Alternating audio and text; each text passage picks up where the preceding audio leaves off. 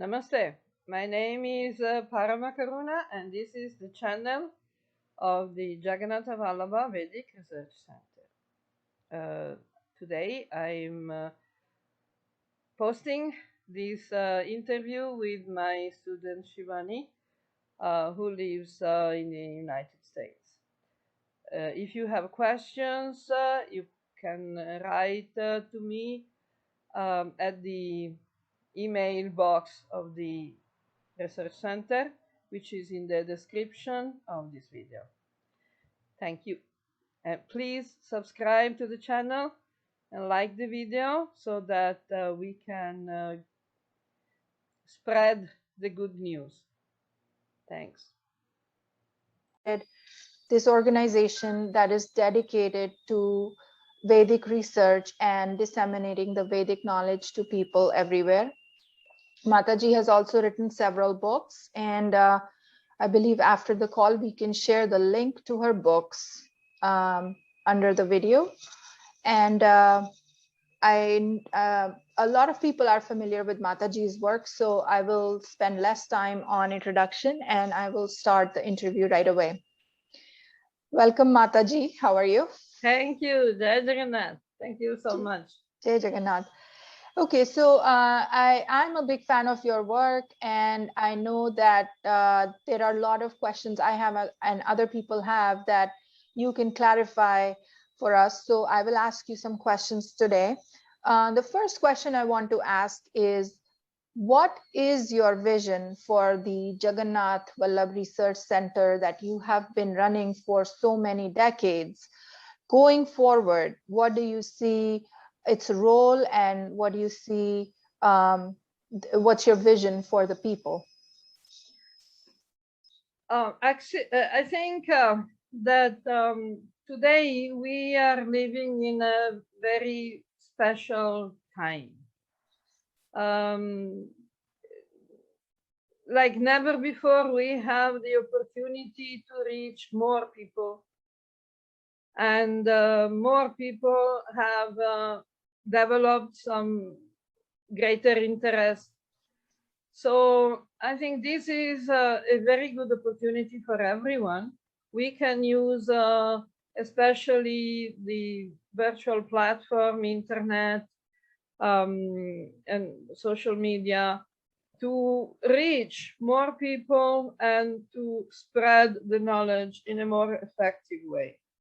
Now, people actually want to get knowledge, but most of the times they are overwhelmed by the huge amount of information. So my work in the Jagannath Vallabha Vedic Research Center is to help people make sense of that information, access the information in its most original, yeah, so by information you mean the Vedic texts and the scripture. Vedic texts and scriptures. Like many people are interested, for example, in Bhagavad Gita, which is, the most important Vedic scripture. It's the simplest, the most complete, the shortest, and the clearest. But what happens is that people tend to speak about Bhagavad Gita. They don't actually read the text. So what I've been trying to do in these years, in these decades, is to help people to read the original text. So, for example, Bhagavad Gita, I prepared a translation and commentary, which is totally non-sectarian.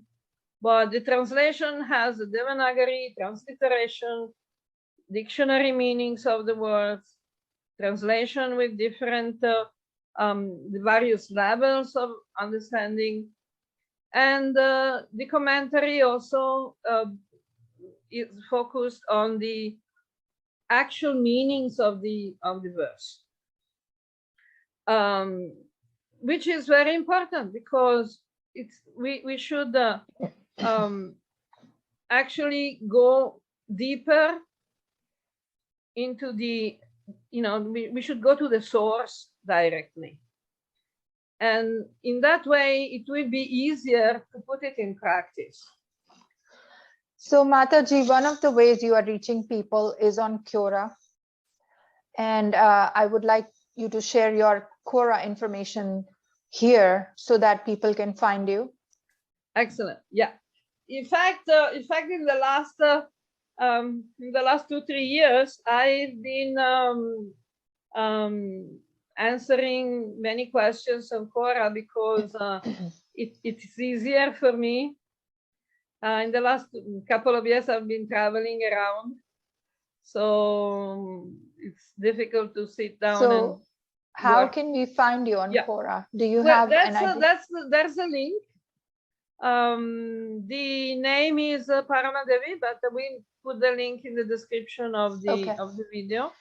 Okay. Now, between the English platform and the Italian platform, I'm over 2 million views, which is, shows that people have some interest. I am also going to post some of the answers on in a video form on YouTube. So on my channel on YouTube, which I recently started.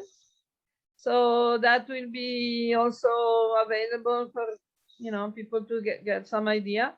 And of course, anyone can write to me and ask questions. Okay. So I'm very happy to answer. Okay, so I think with this video, we will share, underneath in the description, we will share all of your contact information. And I hope that people will find you easily. And I promise them that it will be very valuable if they contact you and have questions. So my second question is, a lot, like you said, people are overwhelmed because they don't know where to start and, how to learn and things like that. So my next question is, how can people start their journey? What are some simple ways in which people can start their learning and develop a personal practice?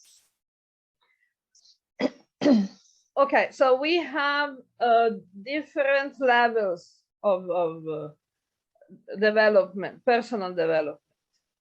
It's like when you go to some big place and you have a map with a dot that shows you are here. So this is why the traditional system of studying Vedic knowledge, in general, all types of knowledge, it also gets a lot of support from a teacher who knows the subject and who can understand the student. Because sometimes we want to read something, but that's not what we should start with. Like, for example, some people, they want to read the Rig Veda. Rig Veda is not easy because it's actually, it's not a very big text, but it's very dense. It's very symbolic. So the tradition, the orthodox tradition of Hinduism offers the Prasthanatraya, the 3 access steps. So the first one is the Bhagavad Gita. The second one is the Upanishads. So Bhagavad Gita is really the simplest and most effective text. And it's very short as well because it's just 700 verses. And it gives the proper knowledge, proper understanding about what is the Atman, what is the world, what is the purpose of life, how we are supposed to work, what is Dharma, what is Karma, what is Bhakti, what is Sannyasa. chapter of Bhagavad Gita bears the name of one one approach to yoga.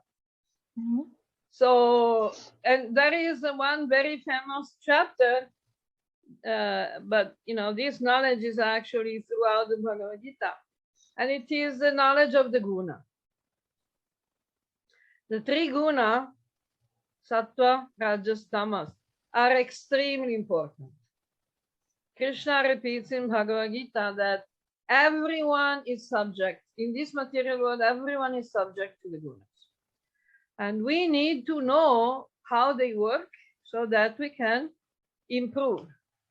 We can use them in the proper way.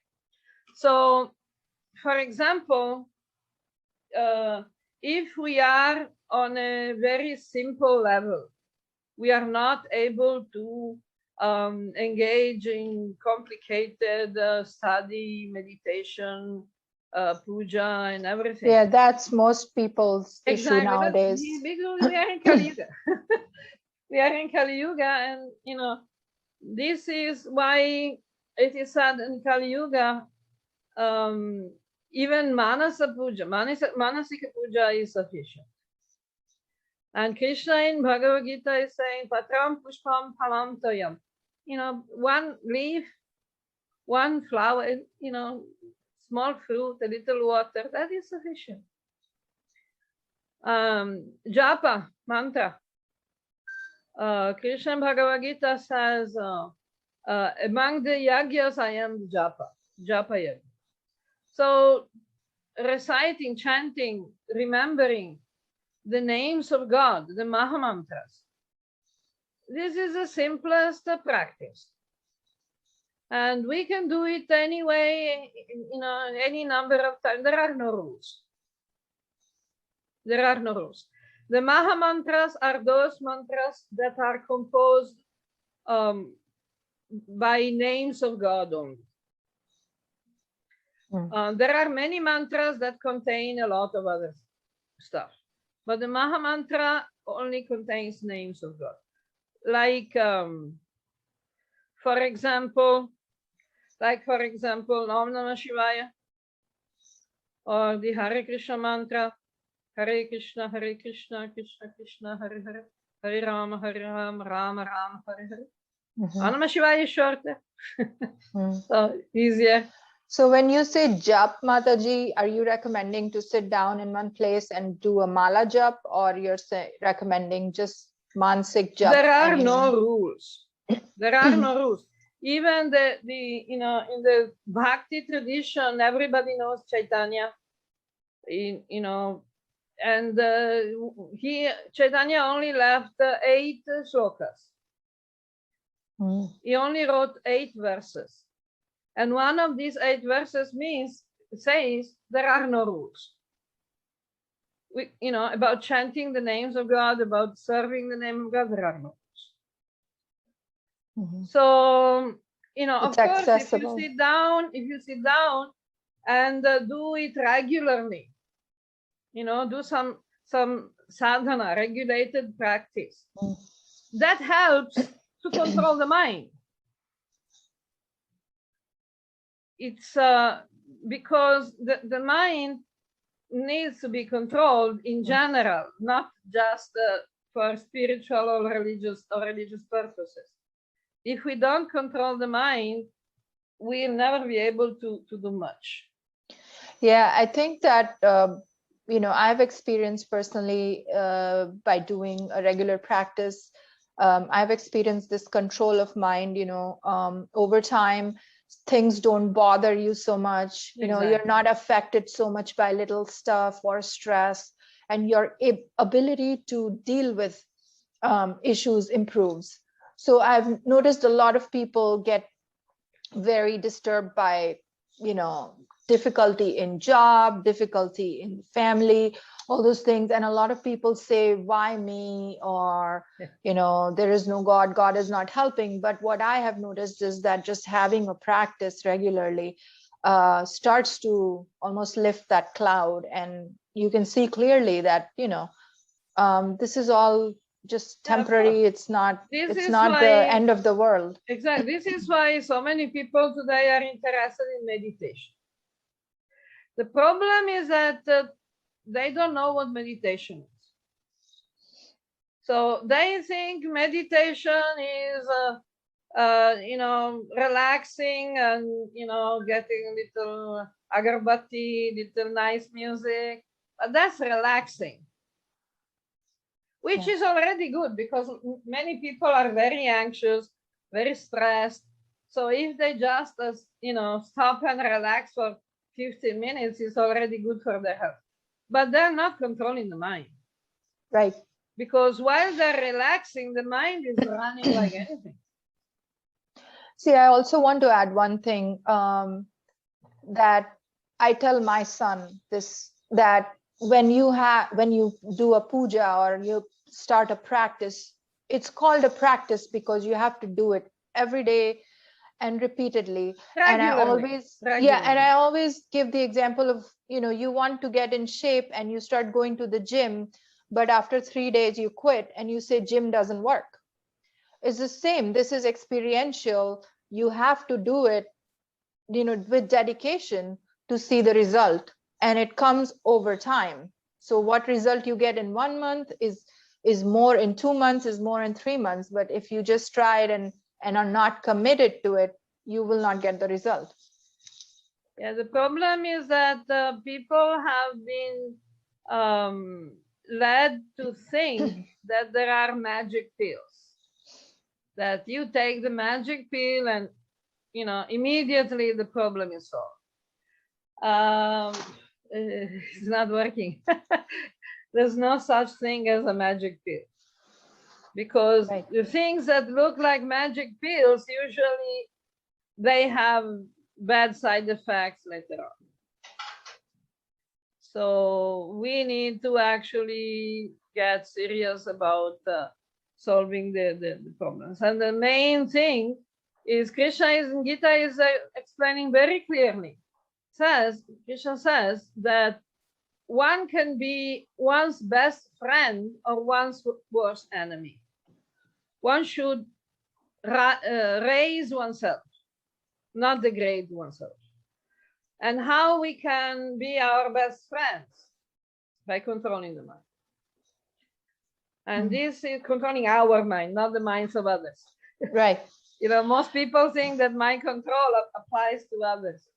Means I control the mind of other people. But that doesn't work. So most of the questions I wanted to ask were related to this topic. So would you recommend that people develop some sort of puja practice, or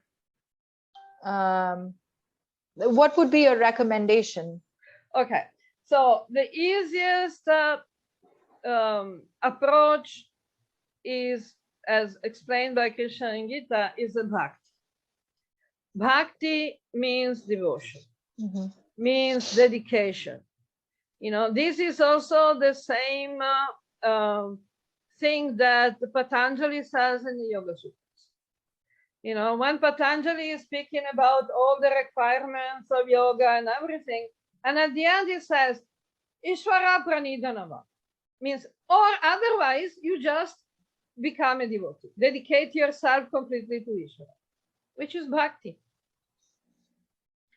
Now, bhakti has developed considerably in Kali Yuga. There have been many great teachers of bhakti, from the Alvars and Nayanas, and Chaitanya, Mirabai, and the Varkari. There are so many great examples of bhakti. And there is a lot of literature also. There's a lot of, information, instruction, knowledge, wisdom that we can access, because bhakti is very simple, but it can also be very variegated. Now, the most basic concept of bhakti is Namada Bhakti, the 9 forms of bhakti. So these 9 forms start with Shravanam Kirtanam. Shravanam, Kirtanam, Smaranam. Padasevanam, Archanam, Bandhanam, Dasyam, Sakyam, Atmanivedanam. So the first one is the Shravana. If we don't listen, if we don't read, what are we going to worship? How can we develop bhakti if we don't know what we are supposed to meditate on? You know, some people think they know Krishna because they know, okay, Krishna with the cow and, the flute. Yeah, well, that's not sufficient. We should read, for example, the Bhagavata Purana that explains very clearly who is Krishna, who is Vishnu, who are the avatars, because otherwise what will happen when the vast majority of people keep a materialistic vision of life. We call it Sthula Buddhi. Sthula Buddhi means gross, the understanding of the gross material body. So if we project this gross identification on God, we'll have problems. So for example, on Quora, sometimes I'm getting weird questions, like, who is stronger, Vishnu or Lucifer Morningstar? Okay, like what? Because people think that Vishnu is a god with a small g, and who is stronger, Hanuman or this or this? They're projecting material limitations.